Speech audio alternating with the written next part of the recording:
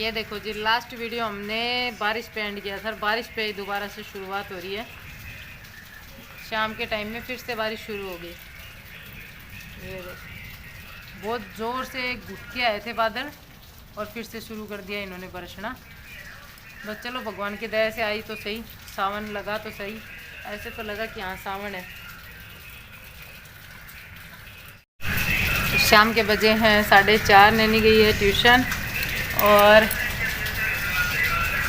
मैं सबसे पहले तो एक बात बोलूं कि एक मैम का कमेंट आया था, उन्होंने कहा था कि आप दोनों पढ़े लिखे हो, बच्चे को ट्यूशन क्यों भेजते हो, खुद ही पढ़ा लिया करो। तो देखो मैं आपको एक बात बताऊं, ज़रूरी नहीं होता, मेरे ख्याल से आजकल ज़्यादातर पेरेंट्स पढ़े लिखे होते हैं लेकिन बच्चे ट्यूशन जाते हैं नहीं, क्योंकि खुद का बच्चा खुद से नहीं पढ़ता। हम चाहे कितनी भी कोशिश कर लें, लेकिन जिस हिसाब से अगर एक ट्यूशन टीचर अच्छा मिल जाता है ना, तो ट्यूशन टीचर से मतलब कि टाइम देने वाला, मैंने पहले कभी ट्यूशन पर विश्वास नहीं किया क्योंकि टाइम देने वाले ट्यूशन टीचर मेरे को मिले नहीं थे। पहली बार मेरे को ऐसे ट्यूशन टीचर मिले जिन्होंने 15 दिन में मेरे को असर दिखना शुरू हुआ नैनी में। तो मैंने सोचा रेगुलर रखना चाहिए, इसलिए नैनी रेगुलर उन्हीं के पास ट्यूशन जाती है। ज़्यादा दूर नहीं है, हमारे घर से 2-3 घर छोड़ के है और हमारी फैमिली में ही हैं वो, तो इसलिए हम उसको ट्यूशन भेजते हैं कि उसको बहुत अच्छे से वहाँ पर गाइडेंस मिले। और बच्चा माँ बाप से ज़्यादा दूसरा अगर कोई टीचर अच्छा है ना तो उसको टीचर समझता है और उसके पास पढ़ लेता है, ठीक है। इसलिए वहाँ पर नैनी ट्यूशन जाती है। तो नैनी गई है ट्यूशन। शिवांश को हम लोग नहीं भेजते क्योंकि शिवांश के ऊपर अभी हम ज़्यादा बर्डन नहीं डालना चाहते। देखो स्टडी अपनी जगह है लेकिन लाइफ भी अपनी जगह है। टाइम के साथ में बच्चे पर ये स्टडी का बर्डन डालना चाहिए। नैनी की उम्र में भी हम लोग बर्डन नहीं डालते, लेकिन नैनी जो है ना, बीच में ये 2-3 साल का गैप हुआ ना, उसके कारण हमें ये बर्डन डालना पड़ा। नहीं तो मेरी और शर्मा जी की थॉट ये है कि जब बच्चा 10वीं क्लास में जाए ना, 9वीं मान लो, 9वीं 10वीं में जाए ना, तब जाके उसको अच्छे से टोकना चाहिए पढ़ाई के लिए। उससे पहले बस नॉर्मली जैसे स्टडी चल रही है वैसे चलनी चाहिए। और आज मैं दवाई ले आई, शर्मा जी ने ज़बरदस्ती दिलवा दी। अब मेरी गर्दन में थोड़ा आराम है, काफ़ी सही है। देखो पता नहीं दवाई का असर है कि क्या है, लेकिन सही है। कब तक सही रहती है ये भरोसा नहीं मेरे को, क्योंकि पहले भी एक बार सही होकर दोबारा से गड़बड़ हो गई थी। अब मैं बारिश में नहीं निकलूँगी लेकिन, और कूलर के जस्ट सामने नहीं सोऊंगी, साइड में सोऊंगी। मुझे ये भी शक है कि कूलर के सामने सोने से भी हो सकता है, ठीक है। जुकाम है, जुकाम में अभी कोई फ़ायदा नहीं है।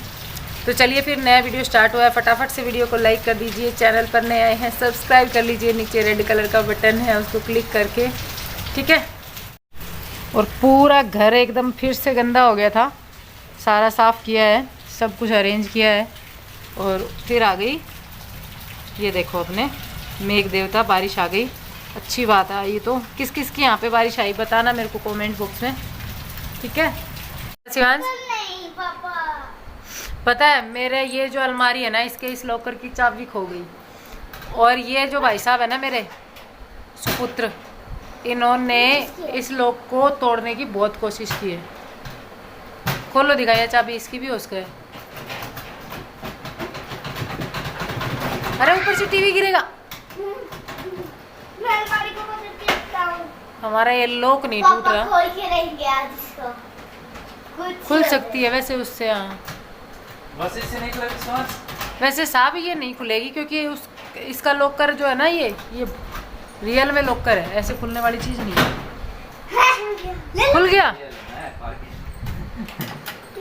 रवि एक बार हटा तो इसको निकालने दे चाबी को। क्या कह रहा है? चिड़ी। ये चिड़ी नहीं, ये नहीं है। ये मेरी डायरी अगर दिखाओगे तो सब की तौर खुल जाएंगे। ये तो मेरी है। आपकी तो रेनू जी की डायरी है। वाह ये मेरी है बेटा। ले क्या है इसमें? नहीं, आपके काम की चीज नहीं है। ये मेरी डायरी है, मैं डायरी लिखती थी भाई, बहुत पुरानी डायरी है ये, 2011 से पहले की। दूसरे की डायरी नहीं पढ़ते डियर। कौन सी? हाँ यह भी मेरी है, दिखाओ एक मिनट। इसके साथ केक और थी यार, एक हरा रंग की डायरी और थी मेरी। ये मेरे को शौक हुआ करता था मैगजीन में से फोटो वगैरह काटने का। Please God help me and my all family members at every time. मुझे भी शौक कैसे काटने का। मम्मी की है। ये मेरे फ़ोन नंबर हुआ करते थे 92 513 03567। सीढ़ी मिल गई। पापा खेलेगा कौन पे इस बैडमिंटन से सीढ़ी? ये देखो मी एंड माई फ्रेंड। सपना की फ़ोटो है मेरे साथ, देखो मेरी डायरी में। वाओ। तो जी मेरी जो लाइफ का सबसे बड़ा जो वो होता है ना, मतलब पॉइंट होता है सबका, एक अलग से एक लाइन होती है। तो मेरा था success is yours if you must want to succeed. ये मेरी डायरी के फ्रंट पेज पे लिखा हुआ है, देखो। और आज भी मेरे व्हाट्सअप स्टेटस में, या फिर वो होता है ना व्हाट्सअप का एक मतलब हम एक लाइन लिखते हैं, वहाँ पर आपको ये मतलब लिखा हुआ मिल जाएगा। शुरू से मेरी लाइफ में ये लाइन जो है ना वो हमेशा रही है। और यहाँ पर मैंने लिखा है, माँ दुनिया की सबसे खूबसूरत नियामत है जो अपने बच्चे पर बेपनाह स्नेह लुटाती है। माँ को ढेर सारा सम्मान और प्यार मिलना चाहिए। तो बहुत कुछ मैंने इस डायरी में लिखा हुआ है। मतलब कि मुझे शौक़ होता था कि मैं छोटी छोटी जो मैगजीन्स में ये आते थे ना, जो अच्छे लगते थे, उनको मैं कट कर लेती थी और मैं मेरी डायरी में उसको चिपकाती थी। मुझे अच्छा लगता था ऐसे डेकोरेट करना। उस टाइम पे ये होता था कि ये काम जो है ना फालतू के नहीं लगते थे। अब ये सब काम फालतू के लगते हैं। ऐसे लगता है कि क्यों फालतू में फिजूल में टाइम वेस्ट किया। लेकिन उस टाइम पे ये टाइम फिजूल में नहीं होता था। एक तो ये होता है ना कि जब हम अनमैरिड होते हैं तो बच्चे नहीं होते, तो खुद का ही काम होता है, या फिर अपना स्कूल में वहाँ पे मैं टीचिंग कराती थी तो पढ़ाने का काम होता था, या फिर ट्यूशन कराती थी तो ट्यूशन का काम होता था। वो काम बहुत कम होता है घर के काम को देखते हुए। घर का काम पूरे दिन चलता है, बच्चों का काम पूरे दिन चलता है। और बच्चों के लिए माइंड, मतलब एक सबसे बड़ी बात यह है कि माइंड फ्री नहीं रहता। शादी के बाद में माइंड में बहुत सारी फ्यूचर की टेंशन्स आ जाती हैं। हालांकि मतलब करियर बनाने का टाइम वो होता है, लेकिन उस टाइम पर करियर बनाने की टेंशन नहीं होती, ज़्यादातर यूथ को नहीं होती। और वो टेंशन होती है कब, जब पता चलता है कि लाइफ में किस किस चीज़ की ज़रूरत पड़ती है। तो अगर कोई अनमैरिड या यूथ अगर मेरे को देख रहा हो या मेरा इस व्लॉग को देख रहा हो, तो मैं उनको एक ही चीज़ कहना चाहूँगी, फ़िलहाल अपना करियर बनाने पर फोकस कीजिए। करियर बनाना बहुत ज़्यादा ज़रूरी होता है। बाद में आपको समझ में आएगा कि ये कितनी मतलब बढ़िया टाइम आपने वेस्ट कर दिया।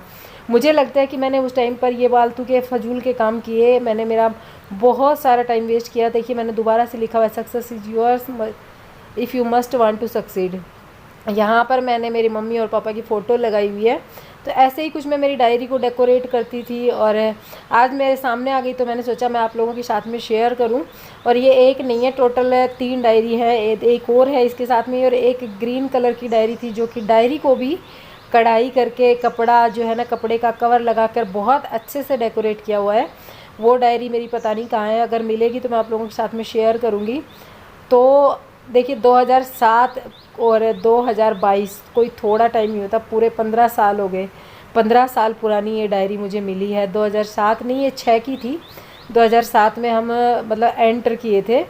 हाँ नहीं 2007 की डायरी थी, 2006 में हम लोग एंटर किए थे। और जब शादी होती है ना, जब लड़कियां अपने साथ में कुछ सामान लेकर आती है ना, उस सामान में मेरी ये डायरी भी थी, ये डायरी वो डायरी, सारी डायरियाँ मैं लेकर आई थी। मतलब कि अच्छा लगता था मुझे उस टाइम पर ये सब लिखना। और यहाँ पर गोत्र लिखे हुए हैं हमारे घर में, पता नहीं किसके गोत्र लिखे हुए हैं, तो मैंने लिख दिया था ये। और बहुत कुछ इसमें मैंने वो भी लिखे हुए हैं जो कि फेवरेट सॉन्ग हुआ करते थे। वही मैंने बताया ना आप लोगों को, फ्री टाइम होता था तो लिख देते थे ऐसे, जो भी मिलता था वो सब कुछ सामने इस डायरी में, अच्छा लगता था। ऐसे कह रहा हूँ कि नैनी की मम्मी ने सब कुछ डायरी में कोड वर्ड में लिखा हुआ है, कुछ भी समझ में नहीं आएगा। कोशिश की कभी समझने की? समझ में आएगा ही नहीं।